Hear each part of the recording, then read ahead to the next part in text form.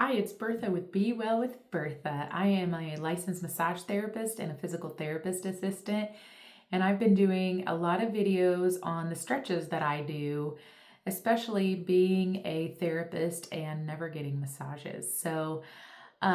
When I do my stretches, I do hold them for a certain length of time because there is science out there that there are articles out there that will tell you that a static stretch, which is just holding a prolonged stretch, is effective only after 15 to 30 seconds of stretching. And so I like to hold each stretch for 30 seconds. And then the research also says that to do 2 to 4 repetitions, and anything more than that isn't really going to make a difference. So I will hold my stretches for 30 seconds, and then I usually do 2 reps of each stretch. If it's really bad, I might do 3. And the reason that you have to hold the stretches for so long as static stretches, there are receptors in your muscles, and they're called muscle spindles. So they detect how fast you're stretching and how forcefully you're stretching. And they'll send a signal to your brain.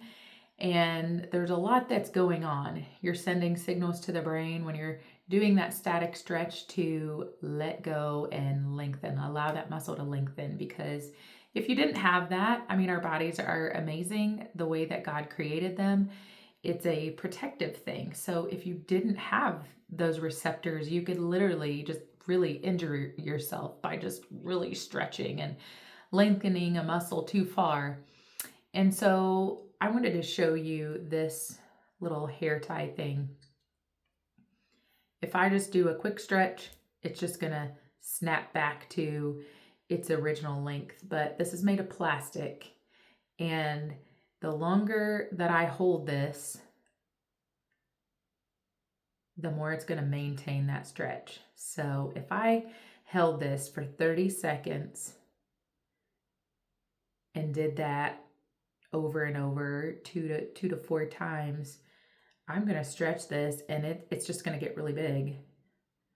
And when I let go, it's going to be bigger than it was before. It's not going to hold as much tension. And then again, just pulling it and holding it for that 15 to 30 seconds. So that's what I do for my stretches, and because that is what research says, and also that's what my body says. So when I do take the time to stretch for 30 seconds at a time, then I notice a change. And the other thing that I also like to do during my stretches is just do some breathing. I know I've talked about that before, but we hold so much tension, and a lot of us are shallow breathers. I know I am. I'm a shallow breather, and I just get so much on my mind.